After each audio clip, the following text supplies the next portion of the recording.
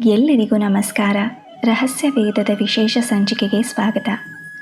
ನಾವೆಲ್ಲರೂ ಅಮ್ಮನನ್ನು ಕಣ್ಣಾರೆ ನೋಡಿದ್ದೇವೆ, ಆದರೆ ಅವಳ ಪ್ರೀತಿಯ ಆಳವನ್ನು ನಮ್ಮ ಹೃದಯದ ಸ್ಪಂದನದಲ್ಲಿ ಎಂದಾದರೂ ಗುರುತಿಸಿದ್ದೇವೆಯೇ? ನಿಮಗೆ ತುಂಬ ನೋವಾದಾಗ ಅಮ್ಮ ಏನನ್ನು ಹೇಳದೆ ನಿಮ್ಮ ಎಲ್ಲ ನೋವನ್ನು ಅರ್ಥ ಮಾಡಿಕೊಳ್ಳುತ್ತಾಳೆ. ನೀವು ಸೋತಾಗ ಆಕೆ ತನ್ನ ಪ್ರೀತಿಯ ನಗುವಿನಿಂದ ನಿಮ್ಮನ್ನು ಮತ್ತೆ ಎದ್ದು ನಿಲ್ಲಿಸುತ್ತಾಳೆ. ಇಂತಹ ಮನುಷ್ಯ ರೂಪದ ತಾಯಿಯೇ ಇಷ್ಟು ಕರುಣಾಮಯಿಯಾಗಿದ್ದರೆ ಈ ಇಡೀ ಸೃಷ್ಟಿಯ ಪರಮಶಕ್ತಿ ಸ್ವರೂಪಿಣಿಯಾದ ಆ ತಾಯಿ ಹೇಗಿರಬೇಡ. ಇಂದು ನಾವು ಆ ಆದಿಮಾತೆಯ ಬಗ್ಗೆ ಮಾತನಾಡುತ್ತಿದ್ದೇವೆ. ಯಾರು ಈ ಸೃಷ್ಟಿಯ ಆದಿಗೆ ಕಾರಣಳಾದಳೋ, ಯಾರಿಂದ ಈ ಬ್ರಹ್ಮಾಂಡದ ಆರಂಭವಾಯಿತೋ ಆಕೆಯೇ ಶ್ರೀ ಲಲಿತಾ ಮಹಾತ್ರಿಪುರ ಸುಂದರಿ. ಇಂದು ನಾವು ಆಕೆಯ ಲಲಿತಾ ಸಹಸ್ರನಾಮದ ಮೊದಲ 3 ದಿವ್ಯ ಹೆಸರುಗಳ ಬಗ್ಗೆ ತಿಳಿದುಕೊಳ್ಳೋಣ. ಇವು ಕೇವಲ ಶಬ್ದಗಳಲ್ಲ, ಬದಲಾಗಿ ಇವು ಧ್ಯಾನ, ಜ್ಞಾನ ಮತ್ತು ಅನಂತ ಶಕ್ತಿಯ ಸೆಲೆಗಳು. ಈ ನಾಮಗಳಲ್ಲಿ ಸೃಷ್ಟಿ, ಸ್ಥಿತಿ, ಲಯದ ರಹಸ್ಯವು, ಯೋಗ ವಿಜ್ಞಾನದ ಕುಂಡಲಿನಿ ರಹಸ್ಯವು ಅಡಗಿದೆ. ಬನ್ನಿ ಈ ಪವಿತ್ರ ಶಬ್ದಗಳ ಬಗ್ಗೆ ತಿಳಿದುಕೊಳ್ಳೋಣ. ಸಕುಂಕುಮ ವಿಲೇಪನಾಮಳ ಕಚುಂಬಿ ಕಸ್ತೂರಿಕಾಂ ಸಮಂದಹಸಿತೇಕ್ಷಣ ಸಶರಚಾಪ ಪಾಶಾಂಕುಶಾಂ. ಇದರ ಅರ್ಥ ಕುಂಕುಮಲೇಪಿತಳಾದ ಮಂದಹಾಸವುಳ್ಳ, ಕೈಯಲ್ಲಿ ಕಪ್ಪಿನ ಬಿಲ್ಲು ಮತ್ತು ಬಾಣಗಳನ್ನು ಹಿಡಿದಿರುವ ಜಗನ್ಮಾತೆಯನ್ನು ಸ್ಮರಿಸೋಣ. ಈ ದಿವ್ಯ ಸ್ವರೂಪವೇ ನಮ್ಮ ಲಲಿತಾ ಮಹಾತ್ರಿಪುರ ಸುಂದರಿ. ಲಲಿತಾ ಸಹಸ್ರನಾಮದ ಮೊದಲ ದಿವ್ಯನಾಮ ಶ್ರೀಮಾತಾ. ಇಲ್ಲಿ ಶ್ರೀ ಎಂದರೆ ಸಮೃದ್ಧಿ, ಮಂಗಳಕರತೆ, ಶುಭತ್ವ, ಸಂಪತ್ತು ಮತ್ತು ದಿವ್ಯ ಚೇತನದ ಬೀಜಾಕ್ಷರ. ಮಾತಾ ಎಂದರೆ ನಮಗೆ ಜನ್ಮ ನೀಡುವವಳು, ನಮ್ಮನ್ನು ಪೋಷಿಸುವವಳು. ಆದರೆ ಇಲ್ಲಿ ಜನ್ಮ ಕೇವಲ ಈ ದೇಹಕ್ಕಲ್ಲ, ನಮ್ಮ ಆತ್ಮಕ್ಕೂ ಹೌದು. ತಾಯಿ ಎಂದರೆ ಕೇವಲ ನಮ್ಮನ್ನು ಸಾಕುವವಳಲ್ಲ, ನಮ್ಮನ್ನು ಆಂತರಿಕವಾಗಿ ಎತ್ತಿ ನಿಲ್ಲಿಸುವವಳು. ಶ್ರೀಮಾತಾ ಎಂಬುದು ಬ್ರಹ್ಮಾಂಡದ ಸೃಷ್ಟಿ ಶಕ್ತಿಯ ಸಂಕೇತ.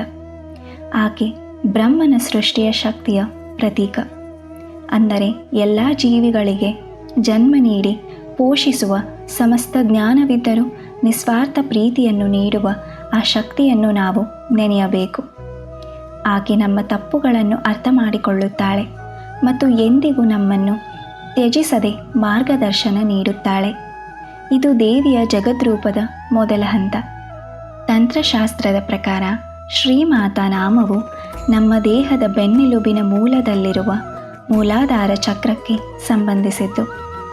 ಭೂಮಿಯಂತೆ ನಮ್ಮ ಅಸ್ತಿತ್ವಕ್ಕೆ ಆಧಾರ ನೀಡುವ, ಭದ್ರತೆಯನ್ನು ಕರುಣಿಸುವ ತಾಯಿ ಈ ಮೂಲಾಧಾರ ಚಕ್ರದ ಅಧಿಷ್ಠಾನ ದೇವತೆ.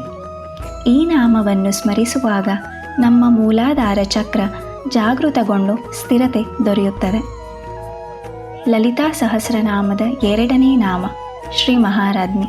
ಮಹಾರಾಜ್ಞಿ ಎಂದರೆ ಸರ್ವೋಚ್ಚ ಸಾರ್ವಭೌಮತ್ವದ ಒಡತಿ, ಅಂದರೆ ಎಲ್ಲ ರಾಜರಿಗೂ ಅಧಿಶೆ. ಆಕೆ ಎಲ್ಲ ದೇವತೆಗಳಿಗೂ ಎಲ್ಲ ಲೋಕಗಳಿಗೂ ಅಧಿಪತಿ. ನಮ್ಮ ಸಂಸಾರದಲ್ಲಿ ಪ್ರತಿಯೊಬ್ಬರಿಗೂ ಒಬ್ಬ ರಾಜ ಬೇಕಾಗಬಹುದು, ಆದರೆ ಆಧ್ಯಾತ್ಮಿಕ ಜೀವನದಲ್ಲಿ ನಮ್ಮ ಮನಸ್ಸನ್ನು, ನಮ್ಮ ವಿಕಾರಗಳನ್ನು, ನಮ್ಮ ಅಹಂಕಾರವನ್ನು ಆಳುವ ಒಬ್ಬ ಮಹಾರಾಜ್ಞಿ ಬೇಕು. ಶ್ರೀ ಮಹಾರಾಜ್ಞಿ ಎಂಬುದು ಬ್ರಹ್ಮಾಂಡದ ಸ್ಥಿತಿಶಕ್ತಿಯ ಸಂಕೇತ. ಆಕೆ ವಿಷ್ಣುವಿನ ರಕ್ಷಣಾ ಶಕ್ತಿಯ ಪ್ರತೀಕ, ಜಗತ್ತನ್ನು ಆಳುವ ಮತ್ತು ಪೋಷಿಸುವವಳು. ನಾವು ಲಲಿತಾದೇವಿಯನ್ನು ಮಹಾರಾಜ್ಞಿ ಎಂದು ಅಂಗೀಕರಿಸಿದಾಗ ಜೀವನದ ಎಲ್ಲ ಸಂಕೀರ್ಣತೆಗಳು, ಎಲ್ಲ ಒಡಕುಗಳು ಆಕೆಯ ಪಾದಗಳಲ್ಲಿ ಶಾಂತವಾಗುತ್ತವೆ. ಆಕೆಯ ಸಾರ್ವಭೌಮತ್ವಕ್ಕೆ ನಮ್ಮನ್ನು ಸಮರ್ಪಿಸಿಕೊಂಡಾಗ ನಾವು ಜೀವನದ ನಿಯಂತ್ರಣವನ್ನು ಆಕೆಗೆ ಒಪ್ಪಿಸುತ್ತೇವೆ. ಇದು ನಮ್ಮ ಮನಸ್ಸು ಮತ್ತು ಇಂದ್ರಿಯಗಳ ಮೇಲೆ ದೇವಿಯ ನಿಯಂತ್ರಣವನ್ನು ಸ್ವೀಕರಿಸಿದಂತೆ. ಈ ನಾಮವು ನಮ್ಮ ದೇಹದ ಅನಾಹತ ಚಕ್ರಕ್ಕೆ ಸಂಬಂಧಿಸಿದ್ದು. ಹೃದಯ ಭಾಗದಲ್ಲಿರುವ ಈ ಚಕ್ರದಲ್ಲಿ ತಾಯಿ ಅನಂತ ಪ್ರೀತಿಯ ಆಳ್ವಿಕೆ ನಡೆಸುತ್ತಾಳೆ. ಈ ನಾಮವನ್ನು ಸ್ಮರಿಸುವಾಗ ಪ್ರೀತಿ, ಕರುಣೆ ಮತ್ತು ಆಂತರಿಕ ಸೌಹಾರ್ದತೆ ಜಾಗೃತಗೊಳ್ಳುತ್ತದೆ. ಲಲಿತಾ ಸಹಸ್ರನಾಮದ 3ನೇ ಅತ್ಯಂತ ರಹಸ್ಯಮಯ ನಾಮ ಶ್ರೀಮತ್ ಸಿಂಹಾಸನೇಶ್ವರಿ. ಇಲ್ಲಿ ಸಿಂಹಾಸನ ಎಂದರೆ ಕೇವಲ ಒಂದು ಆಸನವಲ್ಲ. ಸಿಂಹಾಸನವೆಂದರೆ ನಮ್ಮ ಆತ್ಮವು ಸಂಪೂರ್ಣ ವಿಶ್ರಾಂತಿಯನ್ನು ಪಡೆಯುವ ಸ್ಥಳ. ತಾಯಿಯ ಆ ಸಿಂಹಾಸನದಲ್ಲಿ ವಿರಾಜಮಾನಳಾದಾಗ ಅಲ್ಲಿ ಕೇವಲ ಶಕ್ತಿ ಮಾತ್ರ ಇರುವುದಿಲ್ಲ, ಅಲ್ಲಿ ಪರಿಪೂರ್ಣ ಸಮತೋಲನ, ಸಂಪೂರ್ಣ ಶಾಂತಿ ಮತ್ತು ಆಂತರಿಕ ಸಮರ್ಪಣಾ ಭಾವವಿರುತ್ತದೆ. ಶ್ರೀಮತ್ ಸಿಂಹಾಸನೇಶ್ವರಿ ಎಂಬುದು ಬ್ರಹ್ಮಾಂಡದ ಲಯಶಕ್ತಿಯ ಸಂಕೇತ. ಆಕೆ ರುದ್ರನ ಲಯಶಕ್ತಿಯ ಪ್ರತೀಕ. ಅಂತಿಮವಾಗಿ ಎಲ್ಲವನ್ನು ತನ್ನೊಳಗೆ ಐಕ್ಯ ಮಾಡಿಕೊಳ್ಳುವವಳು. ಈ ನಾಮವನ್ನು ಜಪಿಸುವಾಗ ನಾವು ನಮ್ಮನ್ನು ಯಾವುದೇ ಭಯವಾಗಲಿ ಲೋಭವಾಗಲಿ ಇಲ್ಲದ ಕೇವಲ ತಾಯಿಯ ದಿವ್ಯ ಉಪಸ್ಥಿತಿ ಇರುವ ಒಂದು ಶಕ್ತಿಯೊಂದಿಗೆ ಸಂಪರ್ಕಿಸುತ್ತೇವೆ. ಇದು ನಮ್ಮೊಳಗಿನ ಶಾಂತಿಯ ಮೂಲವನ್ನು ಗುರುತಿಸುವ ಪ್ರಕ್ರಿಯೆ. ಈ ನಾಮವು ನಮ್ಮ ದೇಹದ ಅತ್ಯುನ್ನತ ಚಕ್ರವಾದ ಸಹಸ್ರಾರ ಚಕ್ರಕ್ಕೆ ಸಂಬಂಧಿಸಿದ್ದು. ಇಲ್ಲಿ ತಾಯಿ ಜ್ಞಾನದ ಸಿಂಹಾಸನದ ಮೇಲೆ ಕುಳಿತು ನಮಗೆ ಮೋಕ್ಷವನ್ನು, ಪರಮಜ್ಞಾನವನ್ನು ನೀಡುತ್ತಾಳೆ. ನಮ್ಮ ಮನಸ್ಸಿನ ಅಂತರಾಳದಲ್ಲಿ ದೇವಿಗೆ ಸಿಂಹಾಸನವನ್ನು ಕಲ್ಪಿಸಿಕೊಂಡು ಆರಾಧಿಸುವ ಸಂಪ್ರದಾಯವು ಈ ನಾಮದ ಪಾವಿತ್ರ್ಯತೆಯನ್ನು ಎತ್ತಿ ಹಿಡಿಯುತ್ತದೆ. ನೀವು ಗಮನಿಸಿದ್ದೀರಾ, ಲಲಿತಾ ಸಹಸ್ರನಾಮದ ಮೊದಲ 3 ನಾಮಗಳು ಶ್ರೀ ಎಂಬ ಅಕ್ಷರದಿಂದಲೇ ಆರಂಭವಾಗುತ್ತವೆ.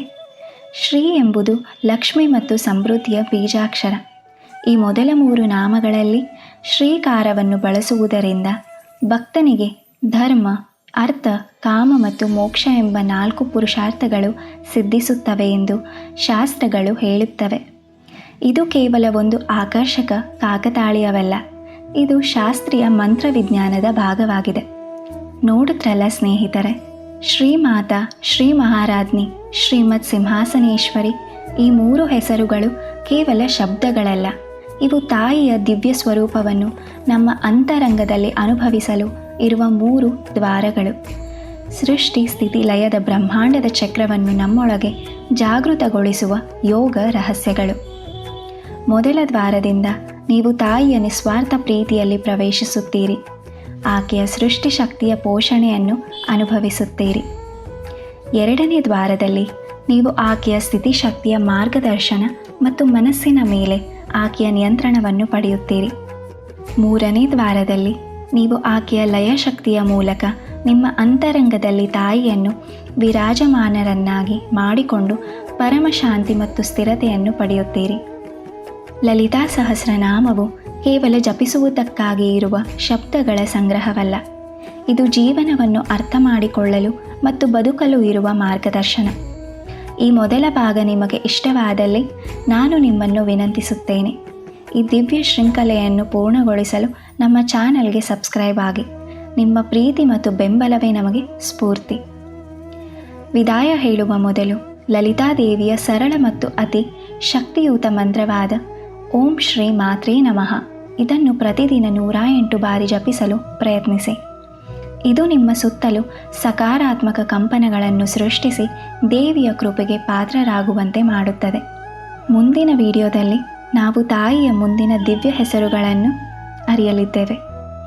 ಅವುಗಳಲ್ಲಿ ಬ್ರಹ್ಮಾಂಡದ ಮತ್ತು ನಮ್ಮ ಅಸ್ತಿತ್ವದ ಮತ್ತಷ್ಟು ರಹಸ್ಯಗಳು ಅಡಗಿವೆ. ಅಲ್ಲಿಯವರೆಗೂ ಶ್ರೀ ಲಲಿತಾದೇವಿಯು ನಿಮ್ಮ ಮೇಲೆ ತನ್ನ ಕೃಪಾಶೀರ್ವಾದವನ್ನು ಸದಾ ಕರುಣಿಸಲಿ. ಜೈ ಮಾತಾ ಲಲಿತಾ. ಎಲ್ಲರಿಗೂ ಶುಭವಾಗಲಿ.